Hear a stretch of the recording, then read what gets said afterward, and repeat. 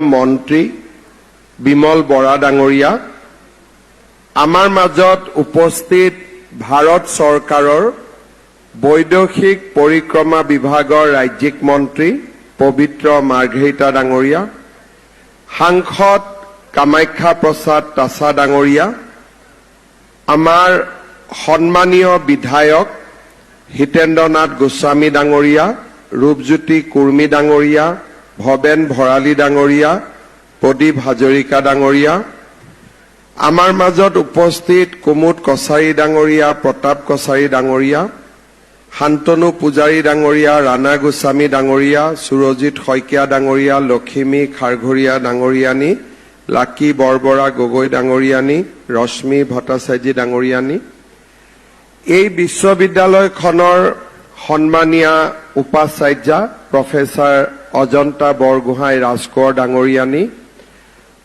আমাৰ উচ্চ শিক্ষা বিভাগৰ সচিব নাৰায়ণ কোঁৱৰ ডাঙৰীয়া, জিলা আয়ুক্ত জয় শিৱানীকে আদি কৰি মঞ্চত উপবিষ্ট বিশিষ্ট ব্যক্তিসকল, আমাৰ আসাম ওমেন ইউনিভাৰ্চিটিৰ অধ্যাপক অধ্যাপিকাসকল, সভাত উপস্থিত কেইবাখনো বিশ্ববিদ্যালয়ৰ সন্মানীয় উপাচাৰ্যসকল, সুধীবৃন্দ আৰু অতিকে মৰমৰ ছাত্ৰটো ওলাই গৈছে, অতিকে মৰমৰ ছাত্ৰী বান্ধৱীসকল,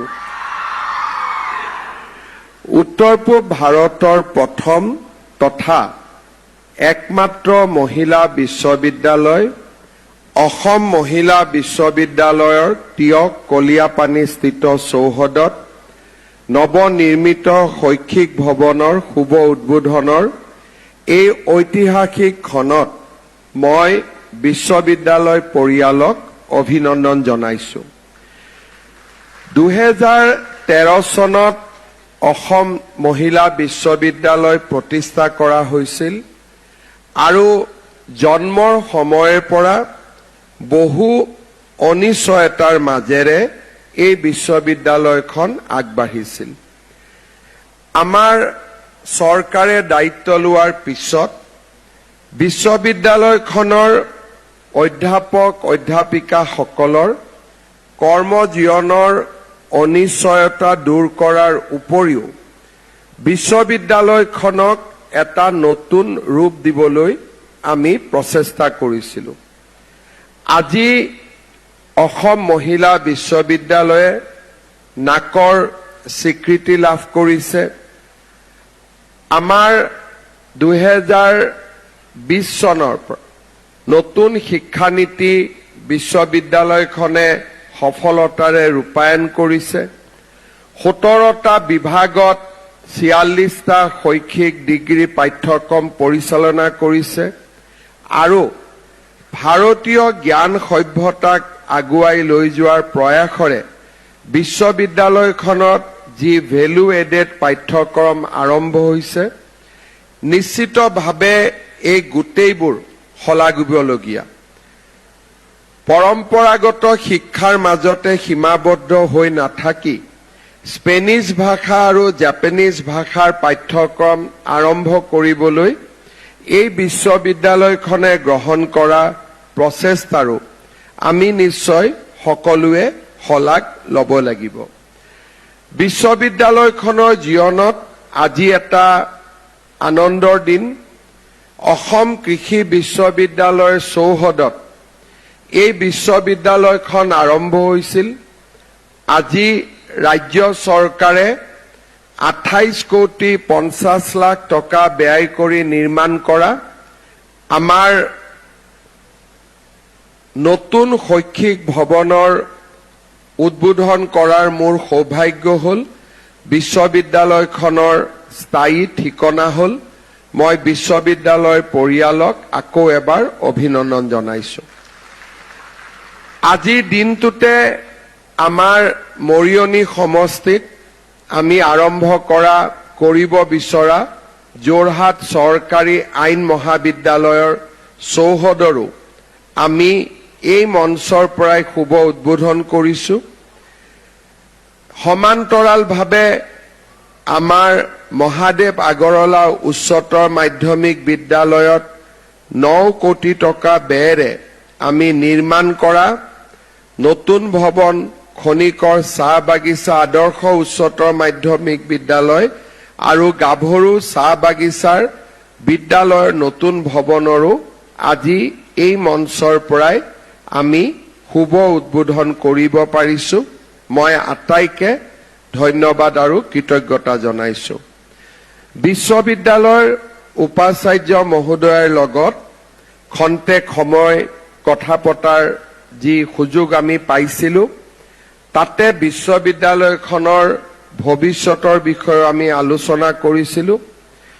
যোৱা কেইটামান দিনত ৰবীন্দ্ৰনাথ ঠাকুৰ বিশ্ববিদ্যালয়, ভট্টদেৱ বিশ্ববিদ্যালয়, মাধৱদেৱ বিশ্ববিদ্যালয় আটাইবোৰ নতুন বিশ্ববিদ্যালয়ৰ মই নতুন ভৱনৰ শুভ উদ্বোধনো কৰিছিলো আৰু তেওঁলোকৰ দ্বিতীয় পৰ্যায়ৰ বিকাশৰ বাবে নতুন কাৰ্যসূচীও মই ঘোষণা কৰিছিলো। আজি অসম মহিলা বিশ্ববিদ্যালয়ৰ বাবেও মই নতুনকৈ ইয়াৰ ছোৱালী নিবাস, প্ৰশাসনীয় ভৱন, প্ৰবক্তাসকলৰ বাসভৱন আদি নিৰ্মাণৰ বাবে ৭৫ কোটি টকাৰ এটা অনুদান মই ঘোষণা কৰিছো। আমি সকলোৱে অনুভৱ কৰো আৰু সকলোৱে বুজিও পাওঁ যে আমাৰ সমাজত ১০০ গৰাকী যদি ব্যক্তিৰ জন্ম হয়, তাৰে ৫০ গৰাকী মহিলা আৰু পুৰুষ আৰু মহিলাৰ এটা সমতাৰ মাজেৰে এই পৃথিৱীখন নিৰ্মাণ হৈছে আৰু এই পৃথিৱীখন আগবাঢ়ি গৈছে।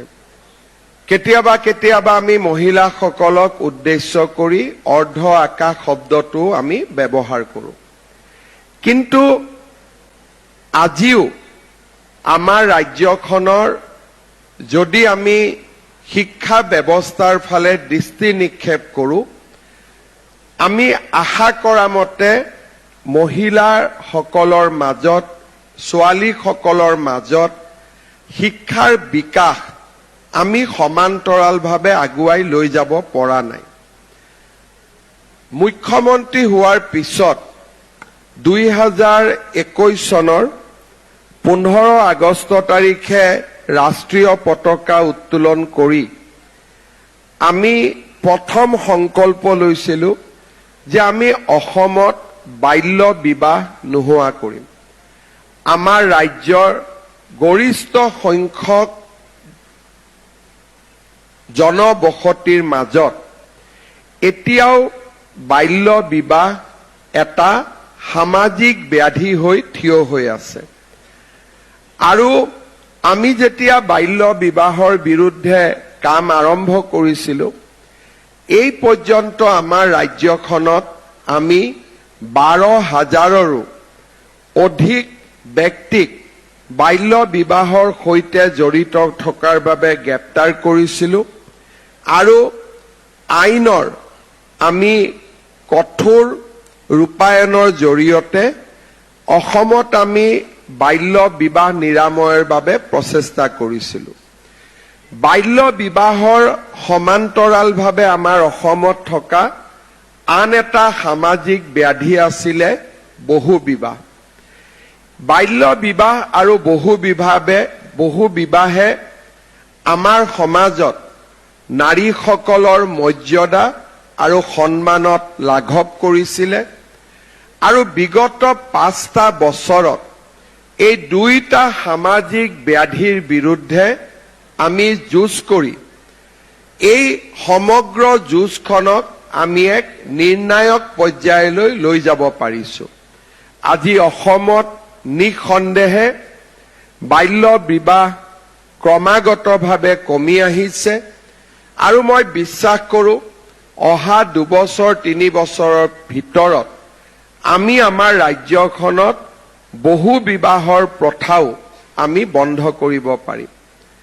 সমান্তৰালভাৱে নাৰীৰ মৰ্যাদা আৰু সন্মানৰ বাবে আমি ৰাজ্যৰ শিক্ষা ব্যৱস্থাত ছোৱালীসকলক ছাত্ৰীসকলক সমাহিত কৰাৰ আমি প্ৰচেষ্টা কৰিছিলোঁ আৰু নিযুত মইনাৰ দৰে আঁচনিয়ে আজি আমাৰ অসমৰ ছাত্ৰী সমাজক এটা প্ৰেৰণাৰ উৎস হিচাপে কাম কৰিছে। যোৱা বছৰ আৰু এই বছৰৰ তুলনাত অসমৰ মহাবিদ্যালয়সমূহত 50,000 ছোৱালীৰ এডমিশ্যন বেছি হৈছে আৰু ছোৱালীৰ শিক্ষা ব্যৱস্থাৰ পৰা ড্ৰপ আউটৰ সংখ্যা দ্ৰুত গতিত কমি গৈছে। স্বাভাৱিকভাৱে 5টা বছৰৰ পিছত আমি নিশ্চিতভাৱে ক'ব পাৰোঁ যে আজি আমাৰ মহিলাসকলৰ মাজত ছাত্ৰীসকলৰ মাজত এটা নতুন উদ্দীপনাৰ সৃষ্টি হৈছে। প্ৰতি বছৰে মেডিকেল ইঞ্জিনিয়াৰিঙৰ দৰে কোৰ্চত ছাত্ৰীৰ সংখ্যাৰ নিৰন্তৰ বৃদ্ধি, আন প্ৰফেশ্যনেল কোৰ্চসমূহত ছাত্ৰীসকলৰ অংশগ্ৰহণে অসমত জেণ্ডাৰ ইকুৱেলিটিৰ ক্ষেত্ৰত এটা ডাঙৰ আমি মাইলৰ খুঁটা স্থাপন কৰিবলৈ সক্ষম হৈছোঁ। আজি আমাৰ অসমত 8 লাখ লাখপতি বাইদেৱে নিজৰ জীৱন আগুৱাই লৈ গৈছে। আত্মসহায়ক গোটৰ মাজেৰে আমি 40 লাখ মহিলাক সংগঠিত কৰিছোঁ। শিক্ষা, কৰ্মসংস্থাপন আৰু আত্মনিৰ্ভৰশীলতা এই আটাইকেইটা দিশতে যোৱা 5টা বছৰত আমি নিৰ্ণায়ক সফলতা লাভ কৰিবলৈ সক্ষম হৈছোঁ।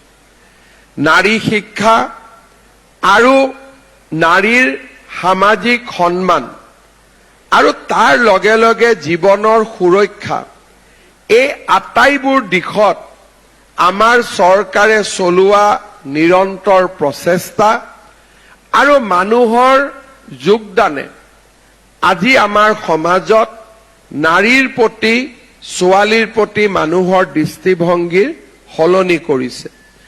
আজি প্ৰত্যেকগৰাকী পিতৃ-মাতৃয়ে নিজৰ জন্ম হোৱা ছোৱালীজনীক সমস্যা বুলি ভবাৰ পৰিৱৰ্তে সম্পদ বুলি ভবাৰ এটা পৰিৱেশ আমাৰ সমাজখনত লাহে লাহে আৰম্ভ হৈছে। মই বিশ্বাস কৰোঁ যে অসম মহিলা বিশ্ববিদ্যালয় আৰু আমাৰ যিসকল উচ্চ শিক্ষিতা নাৰীয়ে আমাৰ সমাজত গুৰুত্বপূৰ্ণ ভূমিকা আজি গ্ৰহণ কৰিছে, তেওঁলোকৰ আৰু অধিক প্ৰচেষ্টাই আমাৰ সমাজৰ উন্নয়ন আৰু বিকাশ আৰু সমতাৰ যি যাত্ৰা তাত আমি অসমত জন্মগ্ৰহণ কৰা প্ৰত্যেকজনী ছোৱালীকে আমি সমাহিত কৰি নিশ্চিতভাৱে ল'ব পাৰিম। আজি যেতিয়া মই অসমৰ কলেজ বিশ্ববিদ্যালয়সমূহলৈকে যাওঁ বা বিভিন্ন নিযুক্তি পত্ৰ বিতৰণৰ সমাৱেশত যোগদান কৰোঁ, আমাৰ ছোৱালীসকলৰ বৰ্ধিত পৰিসংখ্যাই স্বাভাৱিকভাৱে আমাক আনন্দিত কৰে, গৌৰৱান্বিত কৰে। মই বিশ্বাস কৰোঁ অনাগত সময়ছোৱাতো আমি এনে পৰম্পৰা আৰু এনে জ্ঞান আৰু প্ৰজ্ঞাৰ যি যাত্ৰা তাত আমি আমাৰ ছোৱালীসকলক সমাহিত কৰি ৰাখিব পাৰিম আৰু আমাৰ সমাজখনক আমি আগুৱাই লৈ যাব পাৰিম। ভাৰতবৰ্ষৰ সভ্যতা সংস্কৃতিত নাৰীয়ে সদায় কেন্দ্ৰীয় ভূমিকা গ্ৰহণ কৰি আহিছে। যিখন অসমত মা কামাখ্যাই বিৰাজমান কৰে, যিখন অসমত কনকলতা বৰুৱা, জয়মতী, সতী সাধনীৰ দৰে বিদুষী মহিলাই জন্মগ্ৰহণ কৰিছিল সেইখন সমাজৰ স্বাভাৱিকভাৱে নাৰীৰ প্ৰতি আৰু বেছি দায়িত্ব আমাৰ জীৱনৰ লগত আমাৰ কাৰ্যকলাপৰ লগত জড়িত হৈ থাকে আমাৰ সনাতনী সভ্যতা আৰু সংস্কৃতিত আমি নাৰীক আদি শক্তি হিচাপে সন্মান কৰোঁ আমি বিশ্বাস কৰোঁ যে নাৰী অকল আদি শক্তিয়েই নহয় সমাজৰ সৃষ্টি আৰু সমাজৰ বিৱৰ্তনত আমাৰ নাৰী শক্তিয়ে কেন্দ্ৰীয় ভূমিকা গ্ৰহণ কৰে আৰু সেইবাবে আমাৰ সমাজখনত সদায়ে নাৰীসকলে এক উল্লেখযোগ্য ভূমিকা গ্ৰহণ কৰি আহিছে আমি যদি ভাৰতৰ সভ্যতা সংস্কৃতিলৈ উভতি চাওঁ গাৰ্গী অত্ৰেয়ী মৈত্ৰেয়ীৰ দৰে নাৰীয়ে আমাৰ সভ্যতা সংস্কৃতিৰ বিকাশত অভূতপূৰ্ব বৰঙণি যোগাই আহিছিল আজি আমাৰ ৰাজ্যৰ নাৰী শিক্ষাৰ প্ৰৱৰ্তনৰ এক অত্যুজ্জ্বল আমাৰ ইতিহাস আছে আজি অসমীয়া নাৰীৰ কথা ক'বলৈ যাওঁতে অমলপ্ৰভা দাসৰ কথা মনত পেলাব লাগিব স্বৰ্ণলতা বৰুৱাৰ কথা মনত পেলাব লাগিব সৰলা দেৱীৰ কথা মনত পেলাব লাগিব সুখলতা দুৱৰা সুধলতা দুৱৰাৰ দৰে বিদুষী মহিলাসকলৰ নাম আমি মনত পেলাব লাগিব সমগ্ৰ বিজ্ঞানৰ জয় যাত্ৰাটো নাৰীসকলৰ ভূমিকা আছিল অতুলনীয় নোবেল বঁটা বিজয়ী মেৰী কুৰী মাৰিয়া জিঅপাৰ্ট মেয়াৰ যাত্ৰী কৰি জাৰফ্ৰুট ইলিয়ন পদাৰ্থ বিজ্ঞানী লিসা মেইটনাৰ বিশ্বৰ প্ৰথম কম্পিউটাৰ প্ৰগ্ৰেমাৰ হিচাপে স্বীকৃত এডা লভলেছকে ধৰি বহুত মহিলাই বিজ্ঞানৰ ক্ষেত্ৰত অনবদ্য বৰঙণি আগবঢ়াই থৈ গৈছে প্ৰখ্যাত জীৱবিজ্ঞানী কে জানকী আম্মাল ঔষধ গৱেষণাত পথপ্ৰদৰ্শক ভূমিকা লোৱা অসীমা চেটাৰ্জী আমেৰিকাৰ ফিলাডেলফিয়াৰ পৰা চিকিৎসা বিজ্ঞানৰ ডিগ্ৰী লাভ কৰা আনন্দীবাই যোশী প্ৰসিদ্ধ নৃত্যবিদ ইৰাৱতী কাৰ্বে নোবেল বঁটা বিজয়ী বিজ্ঞানী চি.ভি. ৰমেন মহিলা বিজ্ঞানী আন্নামণি মানৱ কম্পিউটাৰ হিচাপে পৰিচিত শকুন্তলা দেৱী মিছাইল ওমেন হিচাপে পৰিচিত টেছি থমাছ কল্পনা চাওলা সুনিতা উইলিয়ামছ এই নামসমূহে আমাক সদায় আগুৱাই যোৱাৰ বাবে আমাক প্ৰেৰণা যোগায় অসমতো এনে বহু মহিলাৰ আমাৰ মাজত আছে যিসকলে বিজ্ঞানৰ জগতখনত অভূতপূৰ্ব বৰঙণি আগবঢ়াইছে ডক্টৰ জয়ন্তী চুতীয়াই প্লাজমা পদাৰ্থ বিজ্ঞানত উল্লেখযোগ্য অৱদান আগবঢ়াইছিল যোৱা বছৰ আমি অসম গৌৰৱ বঁটাৰে সন্মানিত কৰা ডক্টৰ পুৰবী শইকীয়াই শান্তি স্বৰূপ ভাটনাগৰ বঁটা লাভ কৰিছে প্ৰিয়ংকা দাস ৰাজকাকতিয়ে আজি মহাকাশ বিজ্ঞানত নিজৰ নাম উজ্জ্বল কৰিছে নাজদিন ইয়াসমিন উদ্দীপনা কলিতাৰ দৰে বিজ্ঞানীসকলে ইছৰোত কাম কৰিছে আদিত্য L1 অভিযানৰ যোৰহাটত বাহানা কলেজৰ অধ্যাপিকা ঐশ্বৰ্যা শৰ্মাই বৰঙণি যোগাইছে লভলীনা হিমা নয়নমণি এই গোটেইবিলাকে আজি আমাৰ সকলোৱে আমাৰ ৰাজ্যখনৰ বৰঙণিত উল্লেখযোগ্য ভূমিকা আগবঢ়াইছে মই ভাবো যে আমাৰ ছোৱালীসকলে ছাত্ৰীসকলে আৰু অধিক আমি ভূমিকা গ্ৰহণ কৰিব পাৰো অসমৰ বিকাশত ভাৰতৰ বিকাশত সভ্যতা সংস্কৃতিৰ বিকাশত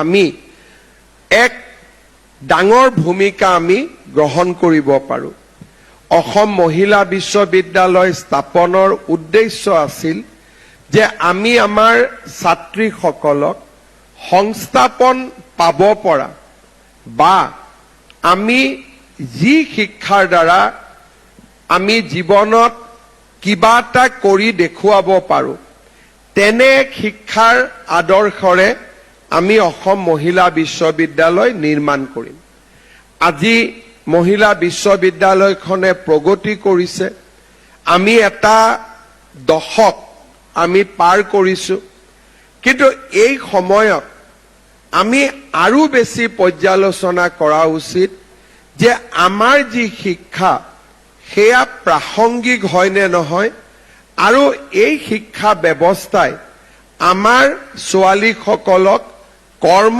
সংস্থাপনৰ বাট মুকলি কৰি দিব পাৰিবনে নোৱাৰিব পাঠ্যক্ৰমৰ কেইবাটাও দিশ আছে আমি যেতিয়া পাঠ্যক্ৰমৰ থিওৰিটিকেল দিশবিলাক আলোচনা কৰিম নিশ্চিতভাৱে কেমিষ্ট্ৰি পদাৰ্থ বিজ্ঞান আমাক বায়োলজি ঠিক তেনেকে ৰাজনীতি বিজ্ঞান অৰ্থনীতিত কাম কৰা এছাম আমাক মানৱ সম্পদ লাগিব যিসকল কোৰ সাবজেক্টত জড়িত হৈ থাকিব কিন্তু সমান্তৰালভাৱে পৃথিৱীৰ বাস্তৱিকতাই আমাক এটা কথা সোঁৱৰাই দিয়ে যে ছাত্ৰীসকলে সামাজিক সন্মান যদি লাভ কৰিব লাগে তেওঁলোকক কৰ্ম সংস্থাপন বা জীৱিকা আহৰণ কৰিব পৰা এটা মানৱ সম্পদ হিচাপে আমি নিৰ্মাণ কৰিব লাগিব যদি উচ্চ শিক্ষা লাভ কৰাৰ পিছত আমাৰ ছোৱালীসকলে কৰ্ম সংস্থাপন পাব নোৱাৰে তেতিয়া আমাৰ সমাজত আজি ছোৱালীসকলক লৈ যি উৎসাহ আৰু উদ্দীপনাৰ সৃষ্টি হৈছে সি সময়ত নিস্তেজ হৈ যাব সেই কাৰণে আমাৰ কাৰণে প্ৰয়োজনীয় যে আমাৰ শিক্ষা ব্যৱস্থাৰ কোৰ সাবজেক্ট বিলাকৰ লগতে আমি প্ৰাসংগিক শিক্ষা ব্যৱস্থাৰেও আমি আমাৰ ছাত্ৰীসকলক সবলীকৰণ কৰি তুলিব লাগিব যেতিয়া আমি প্ৰাসংগিক শিক্ষা ব্যৱস্থা বুলি কওঁ তেতিয়া আমাৰ বহু দিশ মনলৈ আহে আজি চাওঁতে চাওঁতে ভাৰত পৃথিৱীৰ চতুৰ্থ অৰ্থনৈতিক শক্তিৰূপে পৰিচিত হ'ল অহা কেইটামান বছৰত আমি জাপানক পিছ পেলাই বিশ্বৰ আমি তৃতীয় অৰ্থনীতি আমি পৰিৱৰ্তন হ'ম যেতিয়া অৰ্থনীতি আগবাঢ়ে এই অৰ্থনীতিৰ সমান্তৰালভাৱে আৰু কেইটামান দিশ আগবাঢ়ে সেয়া হ'ল মেনুফেকচাৰিং যদি এখন ৰাষ্ট্ৰত মেনুফেকচাৰিং নাথাকে তেতিয়াহ'লে সেইখন ৰাষ্ট্ৰ কেতিয়াও পৃথিৱীৰ তৃতীয় অৰ্থনৈতিক শক্তিত পৰিণত হ'ব নোৱাৰে তাৰ কাৰণে আজি আমি দেখা পাইছো ভাৰতবৰ্ষৰ চাৰিওফালে আজি অভূতপূৰ্বভাৱে মেনুফেকচাৰিং বাঢ়িব আৰম্ভ হৈছে আমি ভাৰতবৰ্ষ এতিয়া চীনৰ দৰে ৰাষ্ট্ৰৰ লগত আমি প্ৰতিযোগিতা কৰিছো যে আমাৰ খনিজ সম্পদবিলাক আমি অকল এক্সপ্লোৰ নকৰো আমি ইয়াক ভ্যালু এডিশন কৰি আমি ইয়াক প্ৰডাক্টলৈকে ৰূপান্তৰ কৰিম এসময়ত যদি আমি কয়লাৰ খনন কৰিছিলো আজি আমি কয়লাৰ পৰা বিদ্যুৎ শক্তি উৎপাদন কৰো কোল গেছিফিকেশন কৰো আৰু কয়লাৰ ভিতৰতে আমি ৰেয়াৰ আৰ্থ মিনাৰেল উলিয়াবৰ বাবেও আমি প্ৰচেষ্টা কৰো এসময়ত যদি আমি তিখাৰ বা আমি আইৰণৰ খনন কৰিছিলো আজি আমাৰ দেশত আইৰণৰ লগত জড়িত প্ৰতিটো সম্পদ আমি মেনুফেকচাৰ কৰো এসময়ত যদি আমি সোলাৰ প্যানেল কিনিছিলো আজি আমি সোলাৰ প্যানেল নিৰ্মাণ কৰো এসময়ত যদি আমি বেটাৰী কিনিছিলো আজি আমি বেটাৰী নিৰ্মাণ কৰো আৰু চাওঁতে চাওঁতে কোৱান্টাম কম্পিউটাৰ সেমি কণ্ডাক্টৰৰ দৰে কাটিং এজ টেকনলজিৰ লগত জড়িত মেনুফেকচাৰিং সমূহতো আজি আমি প্ৰৱেশ কৰিছো ভাৰতত আজি সেমি কণ্ডাক্টৰ ৰিভলিউচন হৈছে আমাৰ অসমক বাদ দিও আজি ভাৰতৰ এমপ্লয়মেন্টত এটা ডাঙৰ ৰাইজিং সেক্টৰ হৈছে সেমি কণ্ডাক্টৰ আৰু আমাৰ ইলেক্ট্ৰনিক্স মেনুফেকচাৰিং উদ্যোগ অকল জাগিৰোডতে আমাক ২৭,০০০ ছোৱালী লাগিব বা ল'ৰা লাগিব আৰু মই বিশ্বাস কৰোঁ আমাৰ ৰাজ্যখনত অহা ৫ বছৰত জাগিৰোডৰ দৰে আৰু ৩০টা মেনুফেকচাৰিং আহিব য'ত নেকি আমাৰ অসমীয়া ল'ৰা ছোৱালীয়ে কৰ্মসংস্থাপনৰ সুবিধা পাব যেতিয়া এখন দেশৰ অৰ্থনীতি বাঢ়ে মেনুফেকচাৰিঙৰ লগে লগে তাত সমান্তৰালভাৱে সাৰ্ভিস সেক্টৰৰ গ্ৰোথ হয় হোটেল লাগিব আমাক হোটেলৰ লগত স্কুল লাগিব আমাক কলেজ লাগিব আৰু আমাক বিভিন্ন ধৰণৰ মানুহৰ পাৰ্চেজিং পাৱাৰৰ লগত সমান্তৰালকৈ আমাৰ সাৰ্ভিস সেক্টৰ গ্ৰো কৰি থাকিব তৃতীয়তে এখন দেশ যেতিয়া বিশ্বৰ মহাশক্তিত পৰিণত হয় তাৰ চালিকা শক্তিয়ে হৈছে বিত্তীয় বজাৰ ষ্টক এক্সচেঞ্জ আৰু ফাইনেন্সিয়েল সাৰ্ভিস ই হৈছে এটা যিমানে ভাৰত আগবাঢ়ি গৈ থাকিব আমাৰ financial inclusion financial service stock exchange share market ইয়াৰ লগত আমাৰ গ্ৰো কৰি কৰি গৈ থাকিব আৰু এই গোটেইবিলাকৰ লগত আমাৰ হেলথ এডুকেশ্যন এই দুইটা দিশে সমান্তৰালভাৱে আগবাঢ়ি গৈ থাকিব এগ্ৰিকালচাৰত কোৰ এগ্ৰিকালচাৰেল এক্টিভিটিৰ লগত ভেলু এডিশ্যন বাঢ়িব মানুহে কৃষিজাত সামগ্ৰীৰ যিটো আটাইতকৈ কাটিং এজ যে ইয়াৰ পৰা আমি কি ফাইনাৰ প্ৰডাক্ট বনাব পাৰো এটা ভেলু এডিশ্যনৰ গোটেই চেইনটো আমি নিৰ্মাণ কৰিবলৈ আগবাঢ়ি যাম এতিয়া প্ৰশ্ন হ'ব যি কাৰণে মই এই প্ৰসংগটো আনিছো আমাৰ অসম মহিলা বিশ্ববিদ্যালয়ত আমি ল'ৰা ছোৱালীক মেনুফেকচাৰিঙৰ বিষয়ে শিকাইছো আমি ল'ৰা ছোৱালীক সাৰ্ভিস সেক্টৰৰ বিষয়ে শিকাইছো আমি ল'ৰা ছোৱালীক ফাইনেন্সিয়েল মাৰ্কেটৰ বিষয়ে শিকাইছো আমি ল'ৰা ছোৱালীক হেলথ আৰু এডুকেশ্যন ৰিলেটেড আমি এক্টিভিটি বিলাক শিকাইছো নে নাই শিকোৱা যেতিয়া পৃথিৱীও আগবাঢ়ি গৈ থাকিব পৃথিৱীৰ এতিয়া প্ৰত্যেকখন দেশ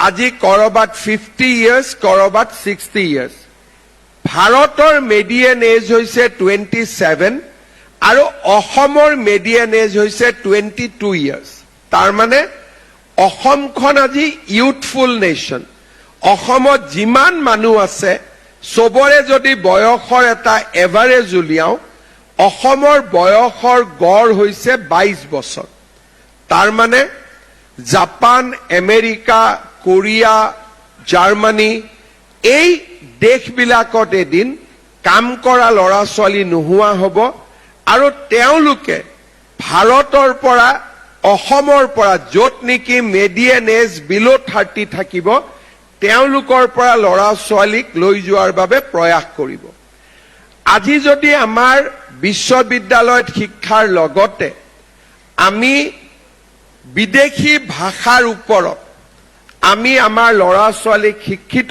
কৰিব পাৰো হিউ নিয়োগৰ এখন ডাঙৰ সুবিধা নিৰ্ণয় কৰিব আজি আমাৰ সমাজখনত ইণ্ডাষ্ট্ৰি 4th জেনাৰেশ্যন ইণ্ডাষ্ট্ৰি 0.4 আমি বহুত ডাঙৰ ডাঙৰ অনুষ্ঠানৰ লগত টাই আপ কৰিছো যেনেকৈ আপোনালোকে শুনিছে যে ৰাফেল বিমান এতিয়া ইণ্ডিয়াই কিনিছে আমি দসাল্ট এভিয়েশ্যনৰ লগত টাই আপ কৰিছো যাতে তেওঁলোকে আমাৰ গুৱাহাটী ইঞ্জিনিয়াৰিং কলেজৰ ল'ৰাবিলাকক এভিয়েশ্যন ইঞ্জিনিয়াৰিং শিকায় গুৱাহাটী এয়াৰপোৰ্টত আমি এমআৰও হাব কৰিব খুজিছো মেইনটেনেন্স এণ্ড ৰিপেয়াৰিং য'ত এয়াৰবাছ বোয়িং বিমানবিলাকৰ ৰিপেয়াৰিং আৰু সাৰ্ভিসিং হ'ব।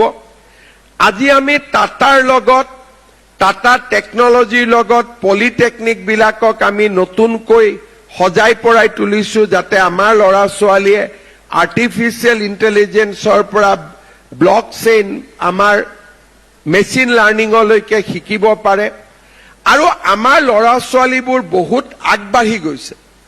যোৱা পৰহি গধূলি HDFC বেংকৰ মই ডিজিটেল টেক ফেক্টৰী এটা উদ্বোধন কৰিছিলো।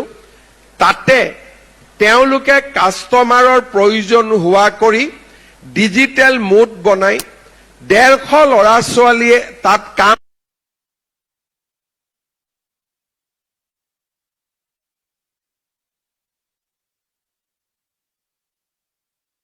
হিচাপে লৈছে। মই HDFC বেংকক সুধিছিলো যে আপোনালোকে আমাৰ ল'ৰা ছোৱালী কেনেকুৱা পাইছে। তেওঁলোকে মোক কৈছিল যে আমাৰ অসমৰ ল'ৰা ছোৱালী এট পাৰ উইথ আদাৰ ইণ্ডিয়ান ষ্টেণ্ডাৰ্ড। গুৱাহাটীত এতিয়া ইনফোচিছৰ ডেভেলপমেণ্ট চেণ্টাৰ আৰম্ভ হ'ল। HDFC বেংকে আৰম্ভ কৰিলে। TVSৰ দৰে কোম্পানীয়েও ডেভেলপমেণ্ট চেণ্টাৰ এতিয়া গুৱাহাটীত বনোৱা আৰম্ভ কৰিছে। মই এই কথাবোৰ এই কাৰণে কৈছো, আমাৰ বিশ্ববিদ্যালয়ৰ উপাচাৰ্য আৰু প্ৰবক্তাসকলে কনষ্টেণ্টলি নিজক ৰিভিউ কৰিব লাগিব যে what is the trend in the market. যদি আমি ভাবো পলিটিকেল সায়েন্স, ইকনমিক, হিষ্ট্ৰী আমাক লাগিব, বাট তেনেকুৱা ষ্টুডেণ্ট আমাক কিমান লাগিব? 20% of the entire value chain. বাকি 80% যদি ৰাজনীতি বিজ্ঞানত পাছ কৰে, সিস্টেমত অভাৰ সাপ্লাই হ'ব। আৰু যেতিয়া সিস্টেমত অভাৰ সাপ্লাই হ'ব, ল'ৰা ছোৱালী নিবনুৱা হ'ব। কিন্তু যেতিয়া বিশ্ববিদ্যালয়ৰ একাডেমিক কাউন্সিল উপাচাৰ্যসকলে নিৰ্ণয় কৰিব পাৰিব যে GST আইন আহিছে, গতিকে GSTৰ আইনত ফৰ্ম ফিল আপ কৰিব পৰা আমাৰ GST টেক্স কনসালটেন্ট সৃষ্টি কৰিব পৰা কোৰ্সত 10 জনী ছোৱালী নিযুক্তি পাব। টাটাত সেমি কণ্ডাক্টৰ আহিছে, 20 জনী ছোৱালীয়ে নিযুক্তি পাব। ইলেক্ট্ৰনিক্স যিটো আমাৰ ইকোসিস্টেম কৰিছে, তাত 10 জনী ছোৱালীয়ে নিযুক্তি পাব। গুৱাহাটীত 20খন নতুন 5 ষ্টাৰ আহি আছে। 5 ষ্টাৰৰ বাবে কাম কৰা হস্পিটেলিটি সেক্টৰত আমাক অহা 5 বছৰত 200 জনী ছোৱালী লাগিব। এই ধৰণে আমি যদি ভাৰত আৰু অসমৰ এমপ্লয়মেন্ট মাৰ্কেটখনৰ ওপৰত নিৰূপণ কৰি আমি ল'ৰা ছোৱালীক সেই ধৰণে শিক্ষিত কৰো, কোৰ সাবজেক্ট লগত থাকিলে, ৰাজনীতি বিজ্ঞান পঢ়িলে, ইকনমিক্স পঢ়িলে, কিন্তু লগত হস্পিটেলিটিৰ শিক্ষাও গ্ৰহণ কৰিলে, নতুন শিক্ষা নীতিয়ে এই সিনাৰ্জিৰ কথা কয়।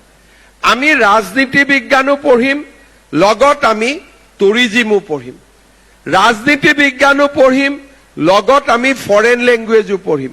ৰাজনীতি বিজ্ঞানো পঢ়িম, তাৰ লগত আমি চাৰ্টাৰ্ড একাউণ্টেণ্ট হ'বৰ কাৰণেও ইয়াত আমি প্ৰাৰম্ভিক কোৰ্স আমি আৰম্ভ কৰিম। ৰাজনীতি বিজ্ঞানো পঢ়িম, লগত আমি কোম্পানী সেক্ৰেটাৰিয়েটৰ কোৰ্স পঢ়িম। আমি ইকনমিক্স পঢ়িম, লগত আমি AI বা মেচিন লাৰ্নিঙৰ বিষয়ে আমি কাম কৰিম। ইয়াতে আমি কম্পিউটাৰ আনি যেনেকে গুৱাহাটী বিশ্ববিদ্যালয় বা আন আন জায়গাত কাম হৈছে, তেনেকুৱা কাম আমি ইয়াতো আৰম্ভ কৰিম। প্ৰাসংগিক শিক্ষা ব্যৱস্থাই মানুহৰ মাজৰ পৰা হতাশা নোহোৱা কৰে।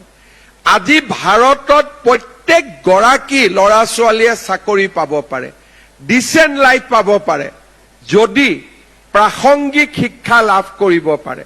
কিন্তু আজি আমি কি কৰিছো, য'ত চাকৰি নাই তাতে we have created a over supply situation. Political সায়েন্সত চাকৰি নাই, কিন্তু 100 জনী ছোৱালীক আমি ৰাজনীতি বিজ্ঞান পাছ কৰাই সিস্টেমত ঠেলি দিছো। ক'ত যাব? তাত কম্পিটিশন হৈছে। আৰু পলিটিকেল সায়েন্সত MA পাছ কৰা ছোৱালীয়ে নিজৰ সাৰ্টিফিকেটখন লুকাই মেট্ৰিক পাছ কৰা বুলি দেখুৱাই ADREত গ্ৰেড 4ত এপইণ্টমেণ্টৰ কাৰণে তেওঁলোকে আজি কম্পিটিশন কৰিছে।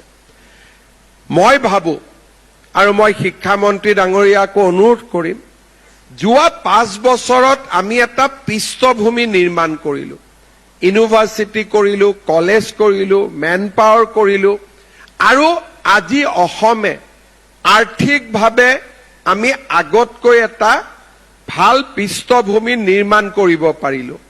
যেনেকে ভাৰত বিশ্বৰ 3য় মহাশক্তি হ'ব গৈ আছে, 2028 চনত অসমো 10 লাখ কোটি টকা বছৰি উৎপাদন কৰিব পৰা আমিও এটা ইকনমিক পাৱাৰ হবৰ কাৰণে আমিও গৈ আছো। আমাৰ ইয়াত যথেষ্ট উদ্যোগ আহিব, সাৰ্ভিস আহিব, আমাৰ ইয়াত টুৰিজিম বাঢ়িব, পৰ্যটন বাঢ়িব, আৰু আমাৰ অসমখনো আজিৰ দৰে হৈ নাথাকে। অহা 5টা বছৰত গুৱাহাটীত থাকিলে এতিয়া আমি পৰিৱৰ্তন অনুভৱ কৰো। মই ভাবো এই পৰিৱৰ্তনে যোৰহাট ডিব্ৰুগড়কো অহা 5 বছৰত সামৰি ল'ব। The change has already begun. আমাৰ অসমত যোৱা পৰহি যেতিয়া মই HDFC বেংকৰ মোৰ ফেচবুকত চাব, যেতিয়া আপোনালোকে মই ডিজিটেল টেক ফেক্টৰী উদ্বোধন কৰিছিলো, বেংগলোৰ আৰু অসমৰ মাজত মই একো পাৰ্থক্য দেখা নাছিলো। একেধৰণে যেনেকে তাত ডেভেলপমেণ্ট সেক্টৰত ল'ৰা ছোৱালীয়ে কাম কৰে, আমাৰ ইয়াতো একেলগে কাম কৰি আছিলে। এই পৰিৱৰ্তনৰ লগত আমি নিজক খাপ খুৱাব লাগিব। আজি কেইবাখনো বিশ্ববিদ্যালয়ৰ উপাচাৰ্য আছে, আমি ৰিচাৰ্চ কৰোৱাইছো, ডক্টৰেট কৰোৱাইছো এনেকুৱা সাবজেক্টৰ ওপৰত যে ল'ৰাজনে পাছ কৰি ডক্টৰেট লিখিব পাৰিব, কিন্তু সমাজত তেওঁ কোনো কন্ট্ৰিবিউট কৰিব নোৱাৰে। যদি আমি সমাজত কন্ট্ৰিবিউট কৰিব নোৱাৰা ডক্টৰেট সৃষ্টি কৰো, সমাজত যদি কন্ট্ৰিবিউট কৰিব নোৱাৰা আমি গ্ৰেজুৱেট সৃষ্টি কৰো, পোষ্ট গ্ৰেজুৱেট সৃষ্টি কৰো, এসময়ত আমাৰ ইয়াত হতাশা আহিব। বিশ্ববিদ্যালয় আৰু মহাবিদ্যালয়ে হতাশা সৃষ্টি কৰাৰ অধিকাৰ তেওঁলোকৰ নাই। তক্ষশিলা নালন্দাৰ দিনৰ পৰাই বিশ্ববিদ্যালয়ে সদায় যুৱ প্ৰজন্মৰ নামত আশাৰ সৃষ্টি কৰি আহিছে। মই আশা কৰো আমাৰ নতুন নতুন বিশ্ববিদ্যালয়সমূহে যাৰ লিগেসি লাইবিলিটি নাই, যি নেকি বহুত পুৰণা কথালৈ উভতি যাবলগীয়া নাই, তেওঁলোকে আমাৰ শিক্ষাক প্ৰাসংগিক আৰু ইণ্ডাষ্ট্ৰি অৰিয়েণ্টেড কৰাৰ বাবে প্ৰচেষ্টা কৰক। আৰু মই ভাবো যে মহিলা বিশ্ববিদ্যালয় বা নতুনকৈ আৰম্ভ কৰা আমি জেবি বিশ্ববিদ্যালয়ে হওক, ৰবীন্দ্ৰনাথ টেগোৰ বিশ্ববিদ্যালয় হওক, সতী সাধনী বিশ্ববিদ্যালয় হওক, এই গোটেই বিশ্ববিদ্যালয়বিলাকৰ সফলতা লুকাই আছে প্ৰাসংগিক শিক্ষাৰ ওপৰত। আমি 5 বছৰ পিছত গৌৰৱ কৰিব পাৰিব লাগিব যে আমাৰ পৰা পাছ কৰা এজনী ছোৱালীও ঘৰত বহি থাকিবলগীয়া হোৱা নাই, প্ৰতিগৰাকী ছোৱালীয়ে উপাৰ্জন কৰিব পাৰে বা উপাৰ্জনক্ষম হিচাপে আমি তেওঁলোকক সৃষ্টি কৰিছিলো। আৰু মই বিশ্বাস কৰো আমি সকলোৱে একেলগে কাম কৰিম। ৰাষ্ট্ৰীয় শিক্ষা নীতি 2020 আমাক এনেবোৰ কাম কৰাৰ বাবে সামৰ্থ্য দিয়ে, অধিকাৰ দিয়ে। আমি এক নতুন চিন্তাৰে অসমৰ নৱযুগৰ প্ৰয়াস আৰু প্ৰচেষ্টাৰে আৰু অসমক ভাৰতৰ আটাইতকৈ প্ৰাসংগিক ৰাজ্য হিচাপে নিৰ্মাণ কৰাৰ লক্ষ্যৰে আমি অনাগত দিনত আগুৱাই যাব লাগিব। মই নিশ্চিতভাৱে বিশ্বাস কৰো যে এই সমগ্ৰ যাত্ৰাত অসম মহিলা বিশ্ববিদ্যালয়ে এটা নিৰ্ণায়ক ভূমিকা গ্ৰহণ কৰিব পাৰিব। সকলোকে আকৌ এবাৰ ধন্যবাদ আৰু অভিনন্দন জনাই সকলোকে মোৰ বহুত বহুত মৰম শুভেচ্ছা যাচি মই সামৰণি মাৰিছো। ধন্যবাদ। জয় হিন্দ, বন্দে মাতৰম। মাননীয় মুখ্যমন্ত্ৰী ডাঙৰীয়াক তেখেতৰ ভাষণৰ বাবে আমি অশেষ ধন্যবাদ জনাইছো। আমি আশা ৰাখিছো তেখেতে ৰাজ্যখনৰ উত্তৰোত্তৰ প্ৰগতিৰ বাবে হাতত